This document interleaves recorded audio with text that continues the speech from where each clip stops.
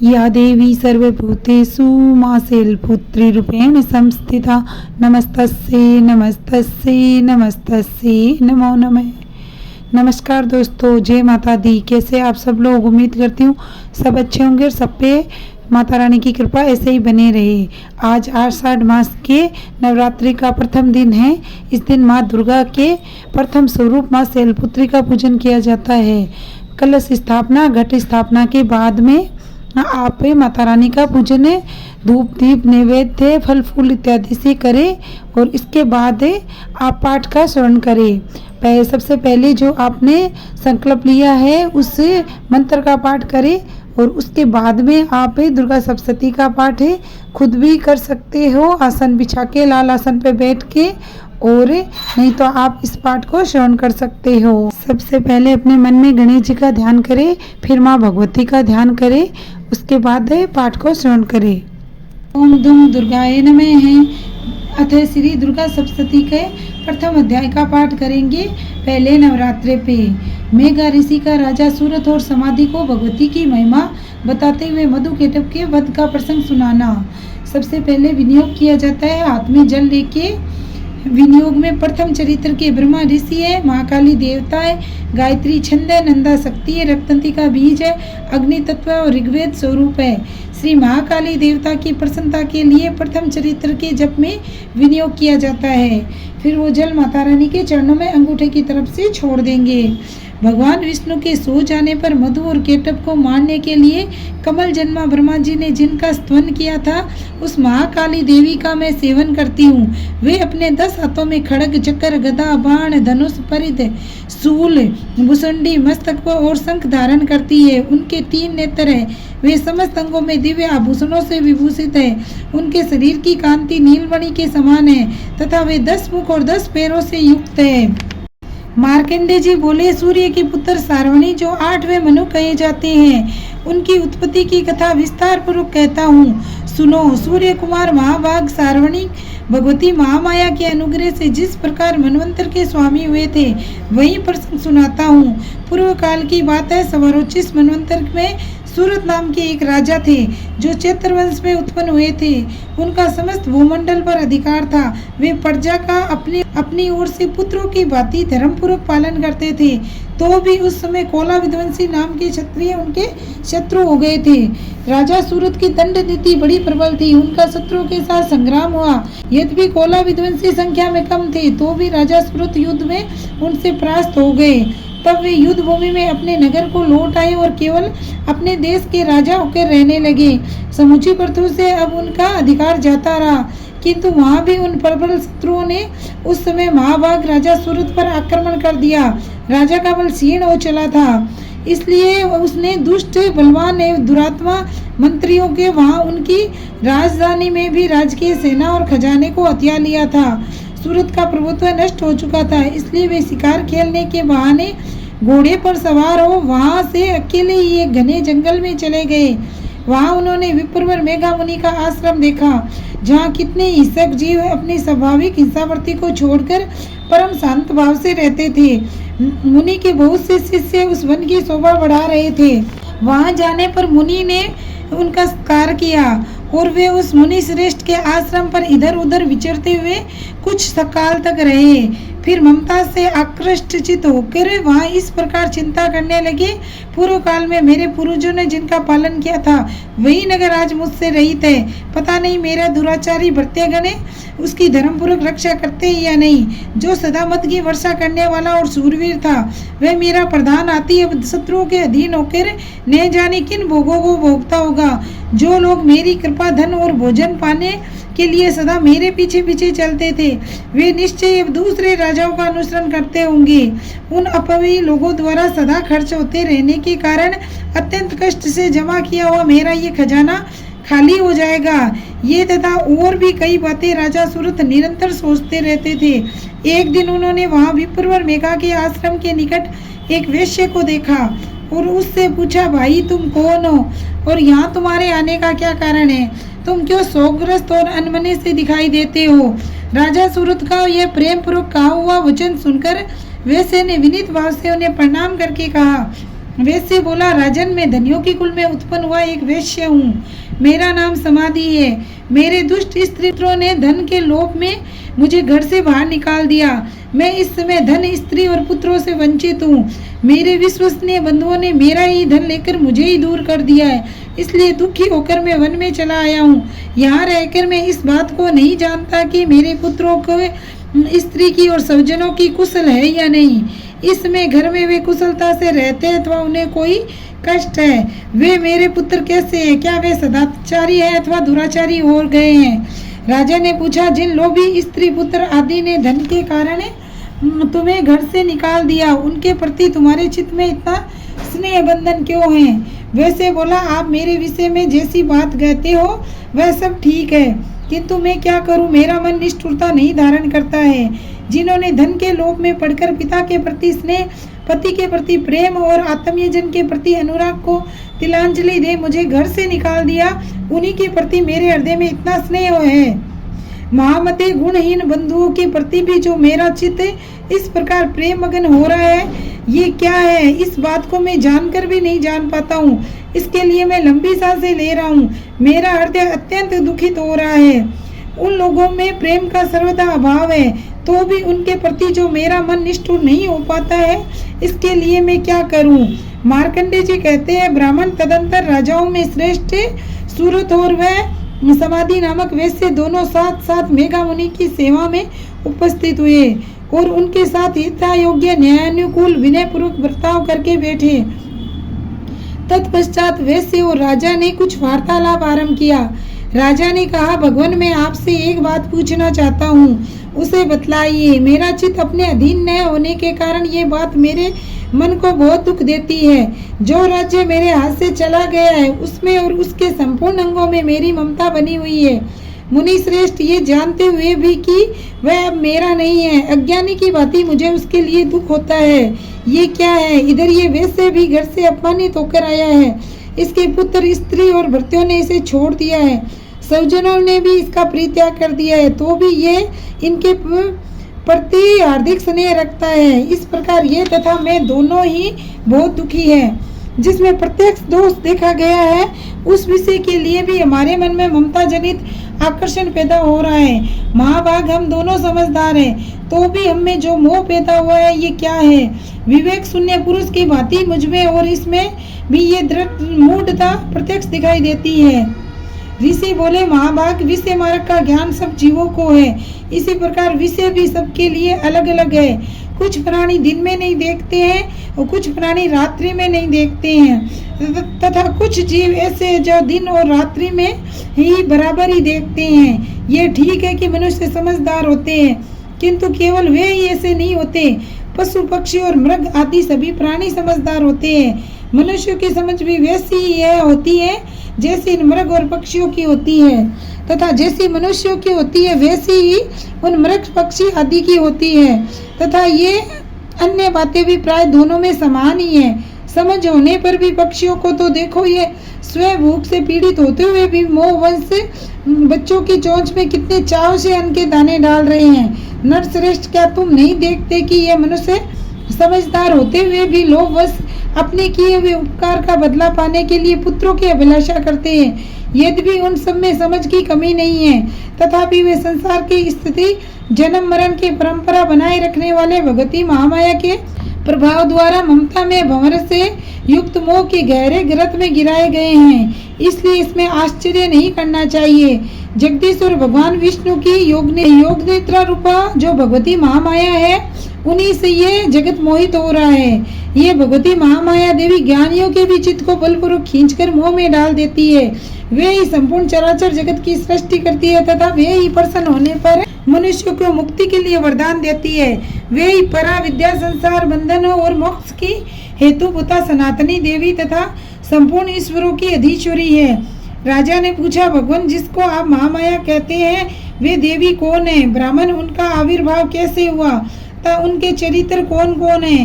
ब्रह्मवेताओं में श्रेष्ठ महर्षि उन देवी का जैसा प्रभाव हो, जैसा स्वरूप हो और जिस प्रकार प्रादुर्भाव हुआ हो, वह सब मैं आपके मुख से सुनना चाहता हूँ। ऋषि बोले, राजन, वास्तव में तो वे देवी नित्य स्वरूपा ही है।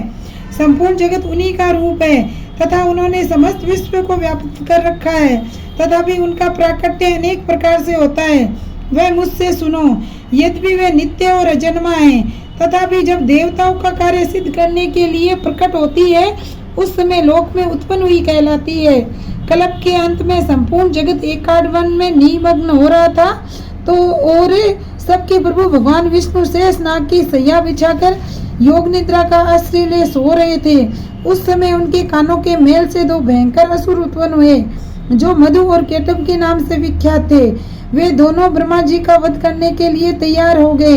भगवान विष्णु के नाभि कमल में विराजमान प्रजापति ब्रह्मा जी ने जब उन दोनों भयानक असुरों को देखा तो और भगवान को सोया हुआ देखा, तब एकाकर्षित होकर उन्होंने भगवान विष्णु को जगाने के लिए उनके नेत्रों में निवास करने वाली योग निद्रा का स्तवन आरंभ किया, जो इस विश्व की अधीश्वरी, जगत को धारण करने वाली, संसार का पालन और संहार करने वाली तथा तेज स्वरूपा भगवान विष्णु की अनुपम शक्ति है। उन्हीं भगवती निद्रा देवी की भगवान ब्रह्मा स्तुति करने लगे। ब्रह्मा जी ने कहा, देवी तुम्ही स्वाहा, तुम्ही स्वाधा, तुम्ही वष्टकार हो, स्वर भी तुम्हारी स्वरूप है, तुम्ही जीवनदायिनी शुदा हो, नित्य अक्षर प्रणव में अकार उकार मकार इन तीन मात्राओं के रूप में तुम्ही स्थित हो, तथा इन तीन मात्राओं के अतिरिक्त जो बिंदु रूपा नित्य अर्ध मात्रा है, जिसका विशेष रूप से उच्चारण नहीं किया जा सकता, वह भी तुम्ही हो। देवी तुम्ही संध्या सावित्री तथा परम जननी हो। देवी तुम्ही इस विश्व ब्रह्मांड को धारण करती हो, तुमसे इस जगत की सृष्टि होती है, तुम्ही से इसका पालन होता है। सदा तुम्ही कल्प के अंत में सबको अपना ग्रास बना लेती हो। जगन्मयी देवी, इस जगत की उत्पत्ति के समय तुम इस सृष्टि रूपा हो, पालन काल में स्थिति रूपा हो तथा कल्पांत के समय संहार रूप धारण करने वाली हो। तुम्ही महाविद्या, महामाया, महामेघा, महास्मृति, महामोह रूपा, महादेवी और महासुरी हो। तुम्ही तीनों लोकों को उत्पन्न करने वाली सबकी प्रकृति हो। भयंकर कालरात्रि, महारात्रि और मोहरात्रि भी तुम्ही हो। तुम्ही श्री, तुम्ही ईश्वरी, तुम्ही हरि, तुम्ही बोध स्वरूपा बुद्धि हो। लज्जा, पुष्टि, तुष्टि, शांति और क्षमा भी तुम्ही हो। तुम खड़गधारणी, शूलधारणी, घोर रूपा तथा गदा, चक्र, शंख और धनुष धारण करने वाली हो। बाण, भुसंडी और परिध ये भी तुम्हारे ही अस्त्र है। तुम सौम्य और सौम्यतर हो। इतना ही नहीं, जितने भी सौम्य सुंदर पदार्थ है, उन सब की अपेक्षा तुम अत्यधिक सुंदरी हो। पर और अपर सबसे परे रहने वाली परमेश्वरी तुम ही हो। सर्वस्वरूपे देवी, कहीं भी सत असत जो कुछ वस्तुएं हैं और उन सब की जो शक्ति है वह तुम ही हो। ऐसी अवस्था में तुम्हारी स्तुति क्या हो सकती है?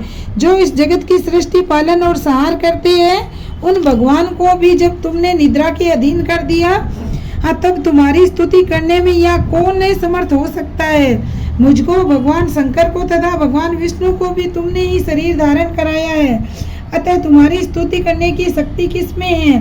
देवी, तुम तो अपने इन उदार प्रभाव से ही प्रशंसित हो। ये जो दोनों दुर्धर्ष असुर मधु और केटव है, इनको मुंह में डाल दो और जगदीश्वर भगवान विष्णु को शीघ्र ही जगा दो। साथ ही इनके भीतर इन दोनों महान असुरों को मार डालने की बुद्धि उत्पन्न कर दो। ऋषि कहते हैं, राजन, जब ब्रह्मा जी ने वहाँ मधु और केटव को मारने के उद्देश्य से भगवान विष्णु को जगाने के लिए तमोगुण की अधिष्ठात्री देवी योग निद्रा की इस प्रकार स्तुति की, तब वे भगवान के नेत्र, मुख, नासिका, बाहु, हृदय और वक्ष स्थल से निकलकर अव्यक्त जन्मा ब्रह्मा जी की दृष्टि के समक्ष खड़ी हो गई। योग निद्रा से मुक्त होने पर जगत के स्वामी भगवान जनार्दन उस एकावरण के जल में शेषनाग की सैया से जाग उठे। फिर उन्होंने उन दोनों असुरों को देखा। वे दुरात्मा मधु और केटव अत्यंत बलवान तथा पराक्रमी थे और क्रोध से लाल आंखें किए हुए ब्रह्मा जी को खा जाने के लिए उद्योग कर रहे थे। तब भगवान श्री हरि ने उठकर उन दोनों के साथ 5000 वर्षों तक केवल बाहु युद्ध किया। वे दोनों ही अत्यंत बल के कारण उन्मत्त हो रहे थे। इधर महामाया ने भी उन्हें मुंह में डाल रखा था, इसलिए वे भगवान विष्णु से कहने लगे, हम तुम्हारी वीरता से संतुष्ट हैं, तुम हम लोगों से कोई वर मांगो। श्री भगवान बोले, यदि तुम दोनों मुझ पर प्रसन्न हो तो मेरे हाथ से मारे जाओ। बस इतना सा ही मैंने वर मांगा है, यहाँ दूसरे किसी वर से क्या लेना है। ऋषि कहते, इस प्रकार धोखे में आ जाने पर जब उन्होंने संपूर्ण जगत में जल ही जल देखा, तब कमल नयन भगवान से कहा, जहाँ पृथ्वी जल में डूबी हुई न हो, जहाँ सूखा स्थान हो, वही हमारा वध करो। ऋषि कहते हैं, तब तथास्तु कहकर शंख चक्र और गदा धारण करने वाले भगवान ने उन दोनों के मस्तक अपनी जांघ पर रखकर चक्र से काट डाले। इस प्रकार ये देवी महामाया ब्रह्मा जी की स्तुति करने पर स्वयं प्रकट हुई थी। अब मैं पुनः तुमसे उनके प्रभाव का वर्णन करता हूँ, सुनो।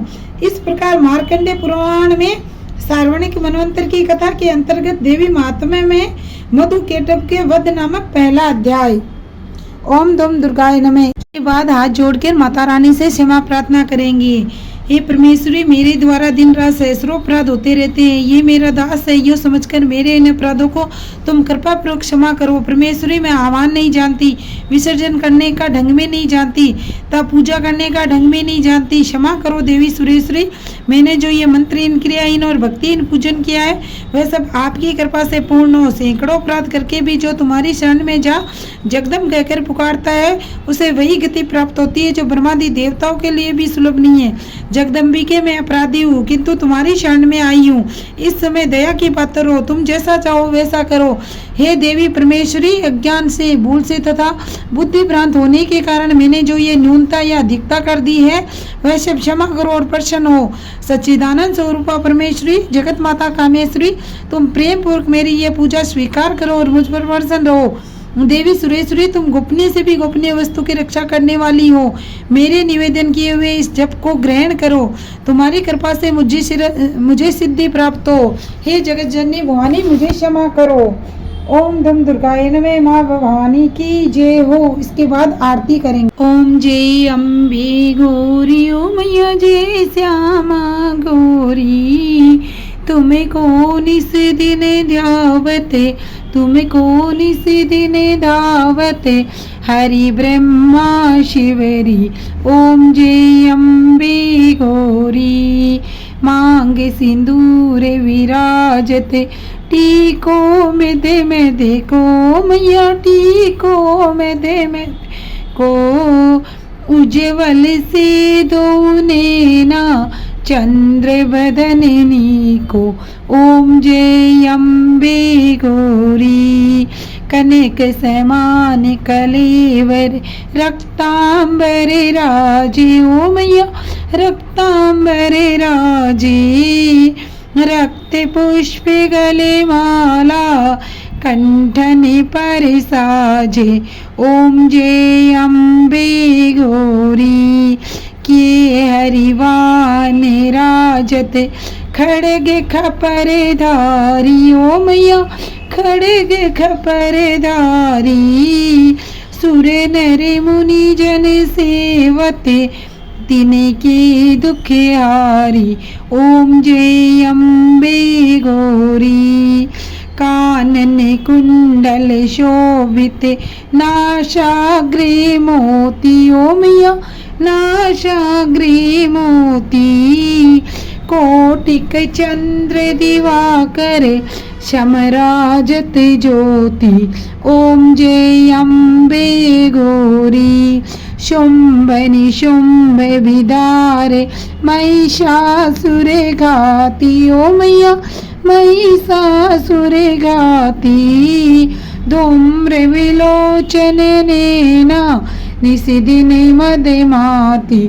ओम जय अम्बे गौरी, चंड मुंड सहारे, शोणित बीज हरे, ओ मैया शोणित बीज हरे, मधु केटव दो मारे, सुर वहीन करे। ओम जय अम्बे गौरी, ब्रह्माणी रुद्राणी, तुम्हें कमला रानी, ओ मैया तुम्हें कमला रानी, अगम निगम बखानी, तुम शिव पटेरानी। ओम जय अम्बे गौरी, 64 योगिनी गावते, नृत्य करते बेरू, ओ मैया नृत्य करते बेरू, बाजते ताल मृदंगा और बाजते डमरू। ओम जय अम्बे गौरी, तुम ही जग की माता, तुम ही हो भरता ओ मैया, तुम ही हो भरता, भक्तन की दुख हरता, सुख संपत्ति करता। ओम जय अम्बे गौरी, भुजाचार अति शोभित, वर मुद्राधारी ओ मैया, वर मुद्राधारी, मन वांछित फल पावत, सेवत नर नारी। ओम जय अम्बे गौरी, कंचन थाल विराजत, अगर कपूरे बाती ओ मैया, अगर कपूरे बाती, श्री माल के तुम्हें राजत, कोटि रतन ज्योति। ओम जय अम्बे गौरी, श्री अम्बे जी की आरती, जो कोई नर गावे ओ मैया, जो कोई नर गावे, कहते शिवानंद स्वामी, सुख संपत्ति पावे। ओम जय अम्बे गौरी। जय माँ दुर्गे। अगर आप चैनल पे नए हो तो चैनल को सब्सक्राइब कर ले और अपने दोस्तों और परिवार के साथ शेयर जरूर करें।